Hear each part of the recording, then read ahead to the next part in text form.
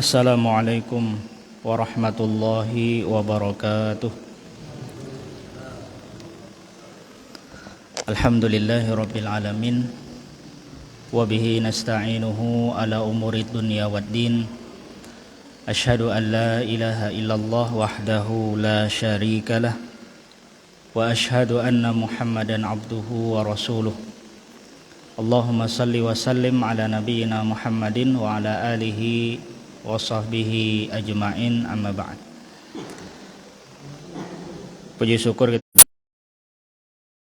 malam hari ini kita masih diberikan oleh Allah Subhanahu wa taala kesehatan, diberikan Allah kesempatan umur yang panjang sehingga kita bisa berhadir di ruangan masjid kita ini, Masjid At-Taqwa, setelah kita menunaikan kewajiban kita yaitu salat maghrib berjamaah. Kemudian kita lanjutkan dengan pengajian membahas atau mengkaji tentang tafsir Al-Quran ya, khususnya itu tafsir juz 30 atau juz Ammah. Salawat dan salam semoga tercurah kepada baginda kita Nabi Muhammad sallallahu alaihi wasallam beserta para keluarganya, para sahabat dan pengikutnya sampai hari kiamat kelak. Hadirin dan hadirat para jamaah yang dimuliakan Allah Subhanahu wa taala. Pada pertemuan sebelumnya telah kita bahas surah Al-Maun di ayat yang pertama dan juga ayat yang kedua ya. Malam hari ini kita akan lanjutkan kembali ya, pembahasan tentang tafsir surah Al-Maun. Surah Al-Maun, surah ini membicarakan tentang ciri-ciri orang yang menentang atau orang yang mengingkari akan adanya hari pembalasan ya. Orang yang mendustakan ya, orang yang tidak percaya. Sebagaimana Allah Subhanahu wa taala berfirman, al-ara'aital ladzi yukadzibu biddin. Tahukah kamu orang yang mendustakan hari pembalasan ya. Ad-din itu artinya hari pembalasan ya. Bisa juga diartikan dengan agama. Tapi yang tepat di dalam surah ini maknanya adalah hari pembalasan. Seperti di dalam surah Al-Fatihah Allah Subhanahu wa taala berfirman Maliki yaumiddin ya, Maliki yaumiddin, yang menguasai hari pembalasan ya. Kalau diartikan yang menguasai agama ya mungkin kurang tepat ya. Meskipun bisa saja juga ya, yang menguasai agama ya, maksudnya agama Islam. Tapi yang lebih tepat maknanya adalah yang menguasai hari pembalasan. Ad-din itu artinya hari pembalasan atau hari kiamat ya. Jadi di dalam surah Al-Maun ini maksudnya orang-orang yang mendustakan hari kiamat. Mendustakan di sini bisa mengingkari sama sekali, artinya tidak mempercayai sama sekali. Tidak percaya, kada yakin bahwa hari kiamat itu pasti terjadi. Mungkin dia meyakini cuma setelah mati sudah. Inilah keyakinan orang-orang musyrikin jahiliyah dulu ya. Orang-orang musyrikin Quraisy, mereka meyakini bahwa tidak ada setelah kematian itu ada kehidupan lagi, alam barzah, hari kiamat. Mereka enggak yakin dengan itu, tidak percaya. Yang mereka percaya bahwa kalau sudah mati sudah selesai ya. Padahal tidak demikian ya. Bisa juga meyakini akan terjadi hari kiamat tersebut tapi diingkari, didustai, didustakan ya. Seperti mungkin contoh orang-orang Yahudi ya, orang-orang Yahudi, orang Nasrani, mungkin mereka pasti tahulah. Mereka membaca di dalam kitab-kitab mereka ya bahwa akan ada hari kiamat, hari pembalasan ya. Mungkin di antara mereka meyakini itu, tapi mereka mendustakan. Mendustakan tuh ya, apa istilahnya tuh ya? Yakin bahwa itu ada tapi dia dustakan. Nah, itu bisa juga ya, bisa juga termasuk orang yang mendustakan hari kiamat ya. Nah, kalau sudah mendustakan hari pembalasan ya, tidak percaya atau mengingkari, tentu kehidupannya pun akan rusak. Akhlaknya rusak, perbuatan-perbuatannya pun juga tidak karuan ya. Pasti itu sudah ya. Kenapa? Karena dia tidak yakin bahwa apa yang dilakukannya ini akan ada balasan di kemudian hari. Sehingga dia melakukan apa saja ya, dia beranggapan bahwa ini tidak dibalas juga ya. Mau dia berbuat jahat, mau dia buat zolim, mau melakukan apa saja, mau tidak sholat, mau apa saja ya. Inilah efek dari orang yang mengingkari atau tidak beriman pada hari akhir ya, pada hari kiamat. Makanya di antara rukun iman yang wajib, yang harus kita yakini, kita imani, kita percaya, itu adalah percaya, beriman kepada hari kiamat ya. Rukun iman yang keenam ya, kita yakin tuh pasti terjadi ya.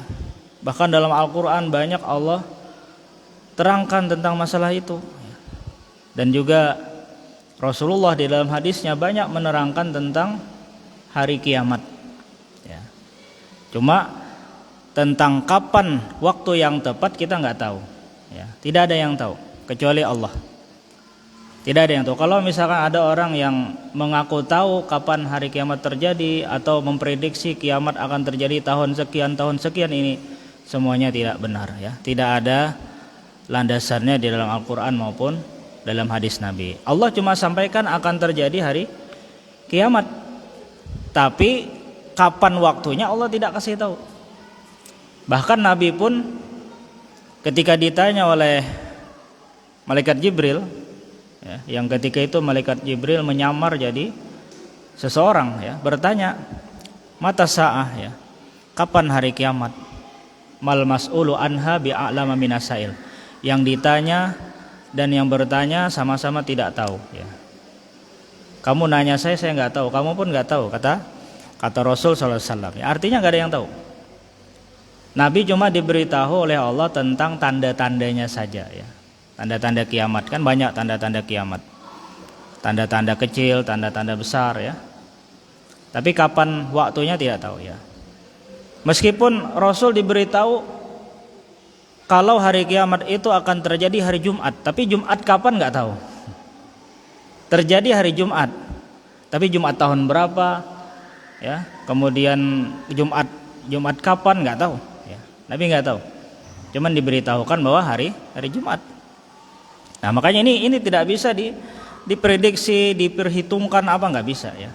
Karena ini adalah hari yang dirahasiakan oleh Allah ya. Kalau diberitahu ya nggak ada hikmahnya lagi. Kalau diberitahu ya tentu ya orang-orang mungkin nanti saja taubat ya, menjelang kiamat baru taubat ya. Jangankan hari kiamat, hari kematian saja itu dirahasiakan oleh Allah. Nggak ada yang tahu hari kematian ya. Siapa di antara kita yang tahu hari kematian? Gak ada yang tahu.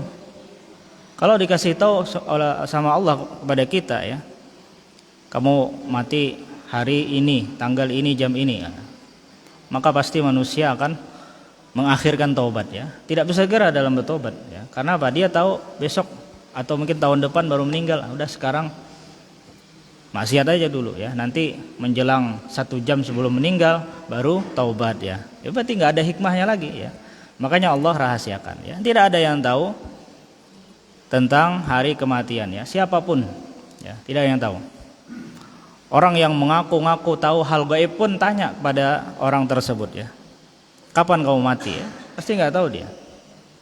Para dukun ya, paranormal ya, atau para yang tidak normal ya, tukang sihir ya, itu yang orang-orang ngaku-ngaku tahu hal-hal gaib itu tanya, kamu tahu kapan hari kematianmu? Ya, pasti ya nggak bisa jawab ya. Kalau kamu nggak bisa jawab berarti kamu itu ya tidak tahu hal gaib ya. Ya. Karena itu termasuk hal gaib ya. Hari kematian kita itu hal gaib, kita nggak tahu. Nah, kalau dukun nggak tahu, nggak bisa jawab, berarti udah kamu ini pembohong. Tidak benar ya. Dan kita sampaikan saja bahwa yang tahu hal gaib itu cuma Allah Subhanahu wa taala. Ya. Bahkan para nabi, para rasul pun tidak tahu hal gaib kecuali apa yang disampaikan, diwahyukan oleh Allah Subhanahu wa taala kepada mereka. Bahkan para malaikat pun tidak tahu hal gaib kecuali apa yang disampaikan, diberitakan oleh Allah Subhanahu wa taala. Apalagi selain itu ya, apalagi dukun ya, apalagi setan, jin ya, apalagi nggak tahu hal gaib mereka. Ya. Jin pun juga nggak tahu hal gaib ya, nggak tahu mereka tentang hal gaib. Makanya jangan percaya kita. Ya. Jangan percaya kalau misalkan ada jin ya, yang merasuki ke tubuh seseorang, kemudian dia ngomong tahu tentang ini, kita katakan itu bohong. Kita katakan bahwa jin ini pembohong. Karena jin juga sama seperti kita, sama-sama tidak tahu hal gaib. Ya.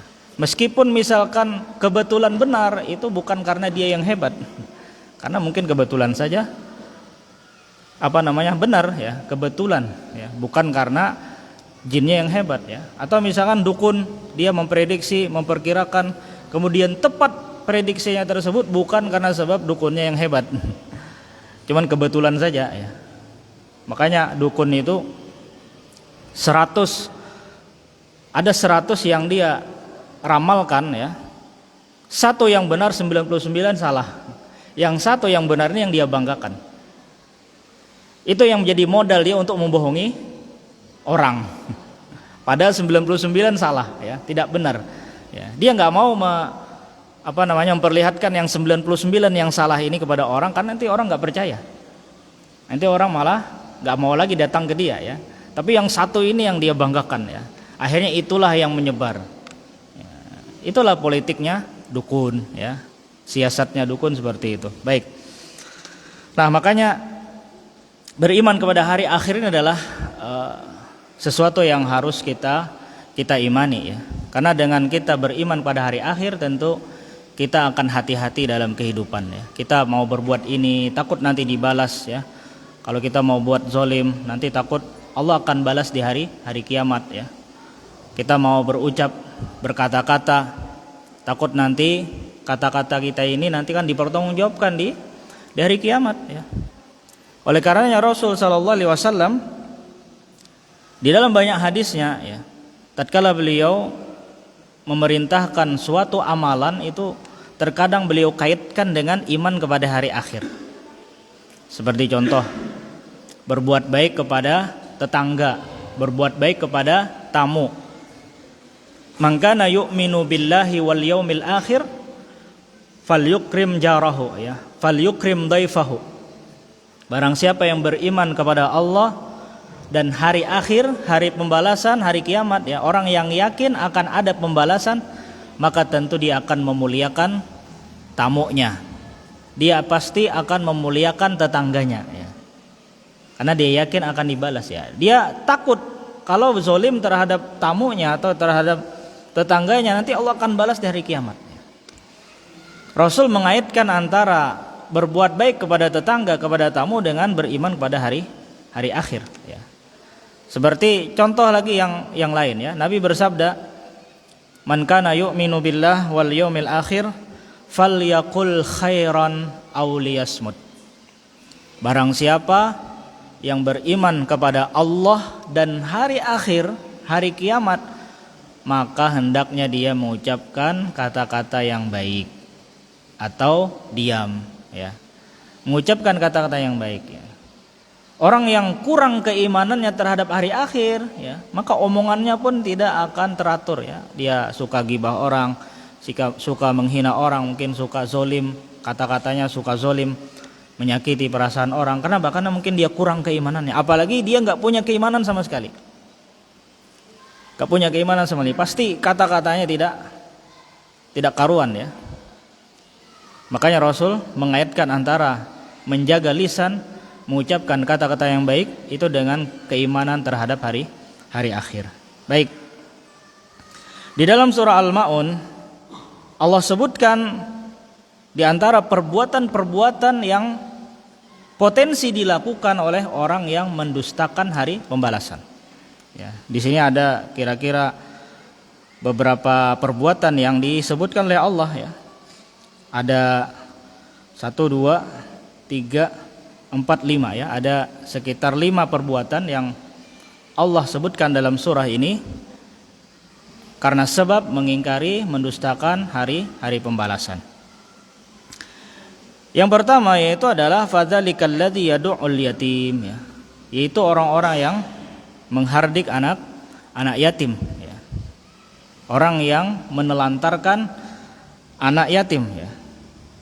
Kemudian yang kedua ada wala yahuddu ala ta'amil miskin, orang yang tidak menganjurkan memberi makan fakir miskin ya. Kemudian yang ketiga fawailul lil musallin alladzina hum an salatihim sahun, yaitu orang yang celaka dalam salat, maksudnya orang yang melalaikan salat. Yang keempat alladzina hum yuraun, orang yang riya, orang yang beramal soleh tapi ingin diperhatikan manusia ya, riya. Kemudian yang kelima yaitu wayamnaunal maun, orang yang menahan hartanya ya, pelit ya terhadap hartanya, tidak mau memberikan kepada orang yang memerlukan ya, wayamnaunal maun. Baik. Fadzalikal ladzi yad'ul yatim, orang yang menghardik anak yatim. Ya. Al yatim ya, sebagaimana yang kita jelaskan pada pertemuan sebelumnya ya, yatim itu adalah man mata abuhu qoblal bulugh ya, orang yang meninggal bapaknya sedangkan dia belum balik ya. Tapi kalau sudah balik maka dia tidak dikatakan yatim lagi ya. Baik. Orang yang tidak beriman kepada hari akhir ini potensi menyakiti anak yatim. Makanya dahulu di zaman jahiliyah ada sebagian mereka yang tega terhadap anak yatim. Mungkin ponakannya yatim ya. Kebetulan misalkan ponakannya ini diwariskan oleh bapaknya harta yang banyak, hartanya diambil ya, hartanya diambil. Padahal itu hak anak yatim tersebut ya. Jangankan ngasih, ini malah diambil hartanya. Nah, ini termasuk ya, termasuk perbuatan yang yang disebutkan oleh Allah dalam surah ini ya. Atau menyakiti ya, entah mungkin mendorong atau mungkin menyakiti secara fisik, secara mental ya. Ini juga termasuk ya. Intinya berbuat zalim terhadap anak yatim. Dan kita tahu bahwa anak yatim adalah anak yang dia tentunya sangat mengharapkan kasih sayang ya, dari bapaknya ya. Tapi bapaknya tidak ada ya. Maka seharusnya orang-orang yang ada di sekitarnya yang menggantikan posisi bapaknya, entah mungkin pamannya ya, entah mungkin tetangganya ya. Karena dia diuji oleh Allah, meninggal bapaknya ya, kasihan. Maka tentunya harus ada orang-orang sekitar yang memperhatikan. Terlebih kalau misalkan anak yatim tersebut miskin apalagi ya, berarti dia punya 2 hak ya. Hak karena sebab dia yatim, dia perlu perhatian ya. Yang kedua dia dari kalangan orang miskin ya, dari kalangan orang miskin ya. Kalau misalkan anak yatim tersebut kaya, tetap diperhatikan ya. Tetap dia harus diperhatikan, dididik, kemudian mungkin disekolahkan ya. Jangan sampai dia putus asa ya. Mungkin karena dia tidak memiliki sosok seorang bapak, lantas kemudian tidak ada yang perhatikan, kemudian anak tersebut merasa minder dan sebagainya ya. Maka orang-orang yang ada di sekitar ya, terutama keluarganya harus memperhatikan, harus memberikan semangat, motivasi. Kalau apalagi terlebih anak tersebut miskin, apalagi harus lebih diperhatikan, kasih duit ya, kasih uang, kasih makanan dan sebagainya. Oleh karenanya tentang masalah memelihara ya atau mengurus anak yatim ini, Rasulullah SAW memotivasi bagi siapa saja yang memelihara dan mengurus anak yatim ya. Dalam sebuah hadis Nabi SAW bersabda, ana wa kafilul yatim fil jannati hakada ya. Rasulullah mengisyaratkan ya, jari telunjuk dengan jari tengah, aku bersama pengurus anak yatim seperti ini, kata Nabi di sorga ya. Berarti apa? Balasan bagi orang yang mengurus anak yatim yaitu mendapatkan sorga tertinggi ya, sorga tertinggi. Maksud mengurus di sini ya, betul-betul diurus. Anak yatim tersebut mungkin dia ambil ya, dia letakkan di rumahnya, dia didik ya, dia dia urus seperti mengurus anaknya sendiri ya. Mungkin kalau itu ponakan ya mungkin lebih mudah ya. Makanya kalau kita ingin termasuk orang yang disabdakan oleh Nabi ya, ana waqafil yatim fil jannah hakada ya, maka kita cari mungkin keluarga kita atau ponakan kita misalkan ya, anak saudara kita ya, itu mungkin lebih mudah untuk kita ambil ya, kita didik ya, karena ponakan kita sendiri ya. Beda mungkin kalau anak orang lain ya, tapi bisa juga kalau kita ingin mungkin anak orang lain, kita cari siapa anak-anak yatim, kita tinggal bikin rumah yatim saja, selesai. Kita bikin rumah yatim ya, atau mungkin diistilahkan dengan panti asuhan ya, kita tampung di situ anak-anak yatim ya, atau mungkin bukan hanya anak yatim saja ya, anak-anak yang kategori miskin juga, meskipun nggak yatim, kalau miskin silahkan ya. Makanya panti-panti asuhan itu kan bukan hanya menerima anak-anak yatim saja ya, dan juga terkadang menerima ya anak-anak miskin ya, mungkin dia tidak punya biaya buat sekolah. Nah ini juga termasuk, artinya betul-betul dididik ya. Itu yang dimaksud dengan kafilul yatim ya. Kalau hanya sekedar ngasih ya, ini mungkin masih belum bisa dikatakan kafilul yatim, tapi tetap itu berbuat baik juga namanya ya, tapi bukan termasuk kafil ya. Kalau hanya sekedar ngasih ya, memberikan uang ya, dapat pahala itu berbuat baik juga ya. Tapi yang lebih itu adalah kafil ya, yang dimaksudkan oleh Nabi bersama beliau di surga kelak itu betul-betul mengurus ya, betul-betul mengurus anak yatim ya. Perhatikan pendidikannya, diperhatikan biaya hidupnya dan sebagainya. Maka inilah yang dimaksud oleh Nabi kafilul yatim ya. Alhamdulillah kita bersyukur ya, banyak sekali orang-orang yang perhatian terhadap masalah ini ya. Seorang bangun rumah yatim ya, kemudian misalkan rumah untuk menampung anak-anak miskin ya, ini luar biasa ya. Berarti seseorang betul-betul mengamalkan ya surah ini ya. Makanya Kiai Ahmad Dahlan terinspirasi dengan surah ini ya, sehingga berdirilah rumah-rumah yatim ya. Makanya kalau kita membaca sejarah beliau itu, apa yang beliau lakukan? Beliau memungut siapa anak-anak miskin, anak-anak yatim, beliau ajar, beliau didik ya. Kemudian sampai anak tersebut ya sukses ya. Makanya akhirnya berdirilah panti-panti asuhan kan. Terinspirasi dari dari surah ini ya, surah Al-Maun. Makanya kalau kita membaca sejarah Kiai Ahmad Dahlan ya, mengajarkan surah ini berbulan-bulan mungkin ya. Kita sering mendengar ya kalau Kiai Ahmad Dahlan mengajarkan surah Al-Maun itu berbulan-bulan dan tidak berpindah kepada surah yang lain ya, sampai betul-betul surah ini diamalkan oleh murid-muridnya ya. Makanya murid-muridnya bertanya, wahai Kiai, kok kita nggak pindah-pindah dari kemarin ini aja, harusnya kan pindah sudah nih ya, kami sudah paham surah ini. Tapi apa kata Kiai Ahmad Dahlan? Meskipun kita sudah paham, tapi kalian sudah mengamalkan belum? Ya. Ya, jawaban murid-muridnya belum. Ya sudah, kita ini aja dulu. Kalau kalian belum mengamalkan, kita nggak pindah. Dan seperti inilah juga ternyata metode para sahabat dalam mempelajari Al-Quran. Para sahabat, mereka tidak berpindah dari 10 ayat sampai mereka hafal, sampai mereka faham, dan sampai mereka mengamalkan ya. Kalau kita mungkin baca khatam ya, tapi kita nggak paham, tapi terkadang kita tidak tahu ini isi kandungannya apa ya. Nah maka mulai sekarang kita robah cara kita belajar Al-Quran. Jangan sekedar baca saja, kita bisa membaca plus juga terjemahannya. Kalau kita baca saja, maka itulah yang menjadikan kita terkadang cepat bosan. Kenapa? Karena kita nggak paham ya. Beda kalau mungkin orang Arab, orang paham mungkin ini bahasa mereka.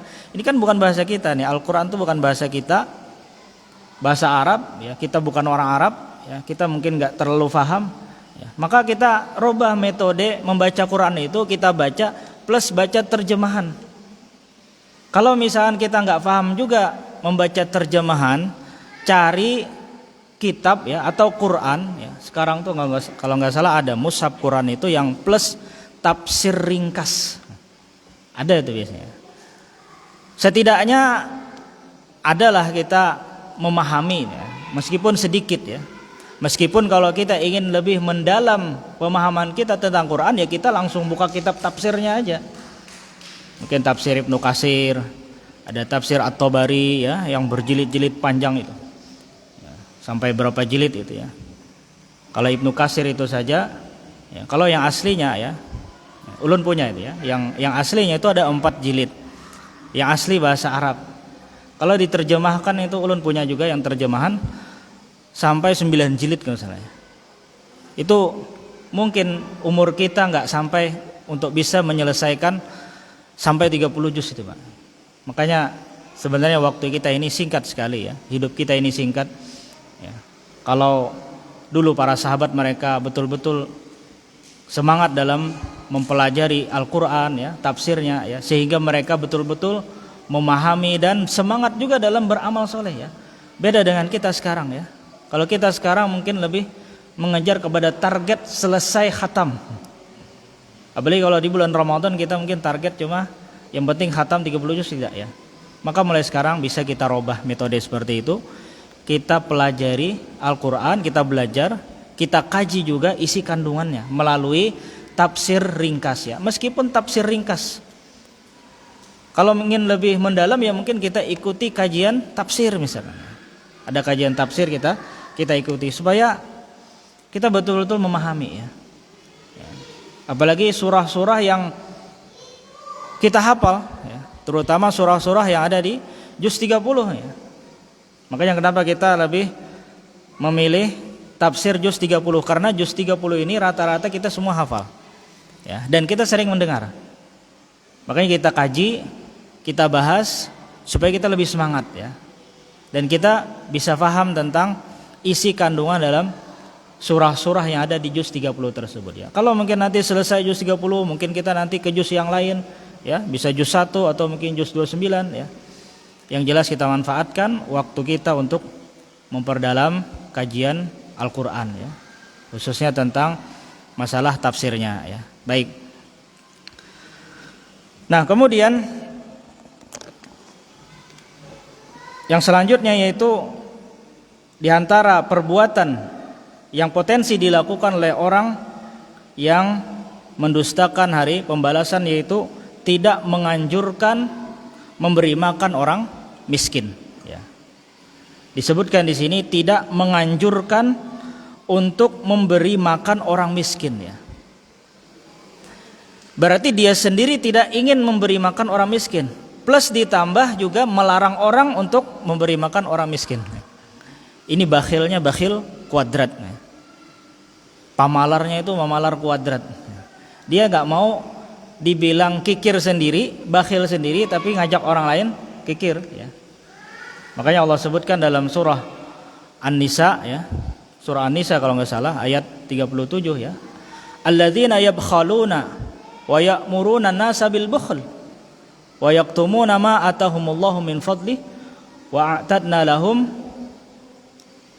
lahum azaban muhina ya. Kalau nanti salah bisa kita cek di mushaf ya. Jadi kata Allah, orang-orang yang bakhil ya, orang-orang yang kikir ya, pamalar ajar kita tuh ya. Apalagi istilahnya tuh. Kikir, bakhil, pamalar, engken ya. Kalau orang Banjar bilang engken. Kalau orang Alabiu bilang pamalar. Kalau bahasa Tamiang apa? Pelit ya, pelit ya. Kalau bahasa Indonesia pelit. Ya, pelit, kikir ya, itulah ya. Bakhil ya. Alladzina yabkhalun, orang-orang yang bakhil, enggak mau ngasih. Padahal dia punya lebih ya. Wa ya'muruna an-nasa bil bukhl. Nah, ujar Allah menyuruh orang berbuat bakhil. Ini sifat orang bakhil seperti itu. Dia tuh nggak ingin malu, dibilang bakhil sendiri. Akhirnya ngajak orang ente nggak usah ngasih orang miskin lah ya. Kalau ada orang mau sedekah dilarang sama dia, nggak usah ya. Nggak usah sedekah ya. Nih wa ya'muruna an-nasa bil bukhl ya. Wa yaktumuna ma atahumullahu min fadlih, menyembunyikan apa yang Allah anugerahkan kepada dia dari karunia-Nya. Jadi yang dimaksud bakhil itu adalah orang yang punya kelebihan, apalagi dia diwajibkan untuk zakat ya, sudah misalkan kena wajib zakat, kemudian nggak ngeluarin zakat, ini yang dimaksud bakhil. Tapi kalau orang yang nggak punya apa-apa bakhil wajar. Maka jangan kita katakan ya, ada orang miskin nggak punya apa-apa, dia nggak bisa ngasih sesuatu, kita katakan dasar bakhil, salah, kita yang salah. Dia wajar bakhil, dan itu bukan bakhil sebenarnya, karena memang dia memang nggak punya. Tapi yang dimaksud bakhil di sini apa? Orang yang diberikan Allah karunia harta, ya, bahkan lebih, bahkan melimpah, tapi dia tidak mau mengeluarkan. Ya, ini yang dimaksud dengan bakhil. Ya. Kalau misalkan hartanya cukup untuk dia saja, untuk keluarganya, kemudian dia nggak bisa mengeluarkan harta tersebut untuk orang lain, maka ini tidak termasuk bakhil. Ya, tidak termasuk bakhil. Karena hartanya cukup untuk dia saja. Makanya Allah sebutkan ya contoh orang yang bakhil dalam Al-Quran seperti Qarun ya. Qarun itu kurang apa? Hartanya banyak, kekayaannya melimpah. Bahkan disebutkan dalam Al-Quran ya, sampai kunci gudangnya itu banyak, sehingga tidak bisa dipikul kecuali oleh orang-orang yang kuat fisiknya ya. Bayangkan, saking banyaknya gudangnya itu, ratusan mungkin. Kunci-kuncinya kan banyak itu ya. Kunci-kuncinya itu ditaruh di dalam peti ya, banyak. Petinya itu yang diangkat oleh pelayan-pelayannya ya. Dan pelayan-pelayannya ini tubuhnya kekar-kekar, kuat-kuat ya. Nggak bisa ngangkat sendiri, harus beberapa orang. Ini saking melimpahnya kekayaan Qarun. Tapi sangat disayangkan, Qarun itu bakhil, nggak mau sodakoh. Padahal kalau dia sodakoh aja kan nggak berkurang juga hartanya, yang hartanya melimpah. Ya. Itulah sebab karena tidak beriman kepada hari akhir tadi. Nggak yakin kalau apa yang dia keluarkan itu Allah ganti, bahkan yang lebih baik. Makanya kalau orang-orang yang beriman kepada hari akhir, keyakinannya kuat, maka dia menjadi orang yang dermawan ya, suka bantu ya. Lihat bagaimana Rasul sallallahu alaihi wasallam, bahwasanya beliau adalah sosok manusia yang paling dermawan ya, paling dermawan. Terlebih apa?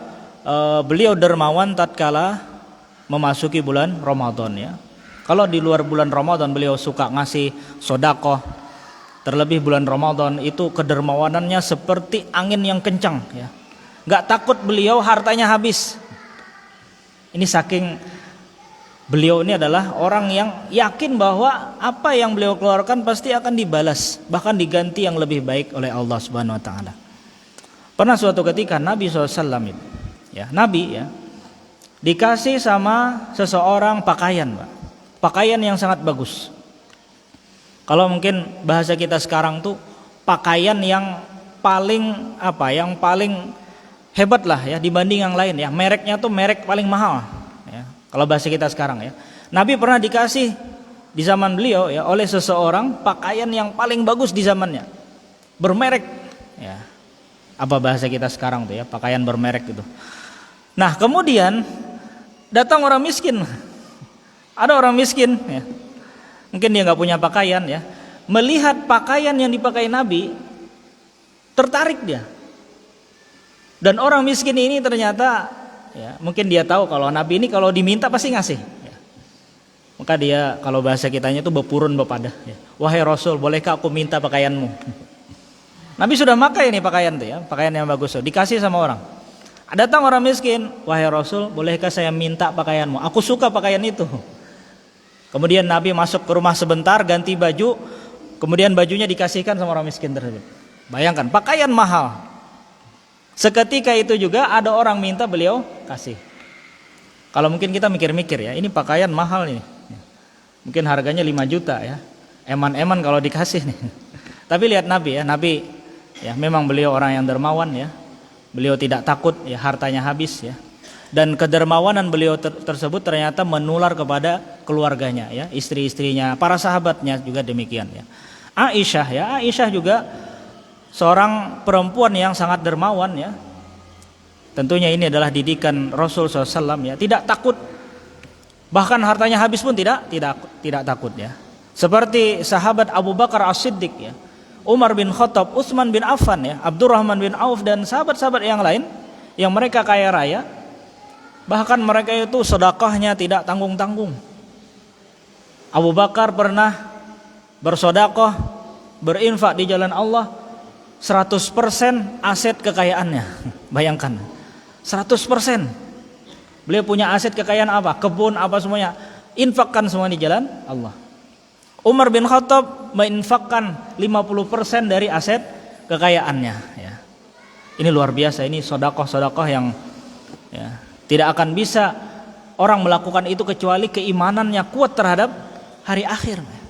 Tapi kalau orang keimanannya kurang, ya, mikir-mikir, wah nanti gimana nih, nanti kalau sedekah kan habis, ya. Ini mungkin masih kurang. Apalagi kalau orang yang tidak beriman sama sekali, ya, mungkin dia akan bakhil, ya, takut, ya, nanti malah habis, ya, dan lain sebagainya. Nah, makanya orang yang betul-betul yakin terhadap hari akhir ini, akhlaknya akan baik, ya. Dia akan menjadi pribadi yang baik. Makanya kita kuatkan keimanan tersebut, ya. Kita bisa menguatkan keimanan kita tentang hari akhir dengan kita sering-sering baca Al-Qur'an. Apalagi kalau kita membaca ayat-ayat yang berkenaan tentang hari kiamat, kita baca, kita hayati, ya. Oh, seperti ini, ya. Kita baca hadis-hadis Nabi yang membicarakan tentang hari kiamat sehingga keimanan kita terhadap hari akhir tersebut betul-betul tertanam kuat, ya. Kalau kita tertanam kuat keimanan, keyakinan kita terhadap hari akhir, maka kita tidak terlalu memikirkan dunia, ya. Kita tidak terlalu cinta terhadap dunia, ya. Kita bekerja tapi hati kita tidak mencintai dunia ini, karena dunia ini akan kita tinggalkan. Yang akan kita temui nanti hari kiamat kelak, hari pembalasan, ya. Maka tentu kita akan bersemangat dalam melakukan kebaikan, ya, amal soleh, karena kita yakin apa yang kita lakukan pasti akan dibalas. Baik, tidak menganjurkan memberi makan orang miskin. Baik, kita akan bahas dulu apa sih orang miskin itu, ya. Apa sih orang miskin? Dan terkadang miskin itu digandengkan oleh Allah dengan fakir. Jadi ada istilah fakir, ada istilah miskin, ya. Apa persamaannya, apa perbedaannya, ya? Persamaannya, ya, fakir dan miskin, ya, sebenarnya sama saja. Mau fakir mau miskin sama saja. Perbedaannya, fakir itu lebih parah daripada miskin, ya. Itu perbedaannya. Dan terkadang Allah hanya menyebutkan miskin saja, terkadang Allah menyebutkan fakir saja. Maka kalau misalkan disebutkan secara terpisah, berarti mencakup dua makna, ya.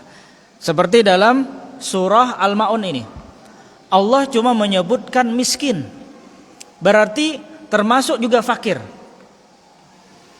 Misalkan di ayat yang lain Allah sebutkan fakir, berarti itu termasuk juga miskin. Artinya sama.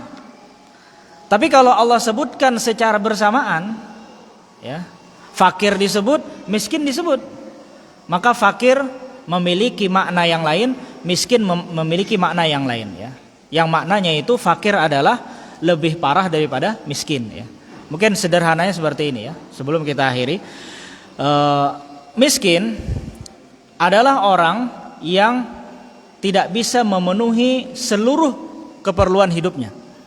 Kalau misalkan keperluan hidupnya itu 10, dia hanya bisa menyanggupi atau mencukupi kebutuhannya mungkin 6 atau sampai 8, ya, nggak sampai 10. Artinya masih ada kekurangan yang nggak bisa dia penuhi, ya. Nah, kalau fakir itu lebih parah. Keperluannya 10, dia hanya bisa memenuhi keperluannya 3 atau 4, ya. Setengah pun nggak bisa, ya. Kalau misalkan penghasilannya sebulan, keperluannya sebulan tuh mesti 3 juta, ya, untuk keperluan dia makan sama istrinya sama anaknya 3 juta. Kalau miskin penghasilannya misalkan hanya 2.500.000, berarti kan ada 500.000 lagi yang harus dia cari. Maka disitulah fungsinya zakatnya atau sedekahnya orang kaya untuk memenuhi keperluan hidupnya yang 500.000 itu miskin, Pak. Tapi kalau fakir, keperluannya sebulan 3 juta, ternyata penghasilannya cuma 1 juta, berarti masih banyak nih yang harus dia perlukan. Ini fakir, ya, ini fakir. Maka itu fungsinya zakat orang kaya, sedekahnya orang kaya untuk memenuhi keperluan fakir ini, ya. Itu yang dijelaskan oleh para ulama seperti itu, ya.